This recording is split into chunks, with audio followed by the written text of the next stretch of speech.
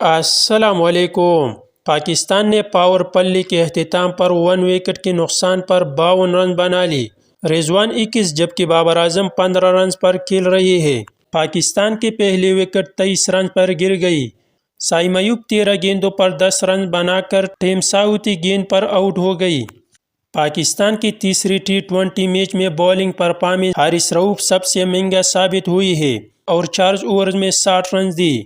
اعظم خان نے آج آخر کار 10ویں T20 میچ میں پہلا چھکا لگا لیا۔ پاکستان کی چھٹی وکٹ 134 رنز پر گر گئی۔ بابر اعظم 37 گیندوں پر 58 رنز بنا کر آؤٹ ہو گئی۔ بابر اعظم نے 33 گیندوں پر 6 چوکوں اور 1 چھکے کی مدد سے 50 مکمل کر لی۔ پاکستان کی 5ویں وکٹ 121 رنز پر گر گئی۔ افتخار احمد 4 گیندوں پر 1 رن بنا کر پویلین واپس لوٹ گئی۔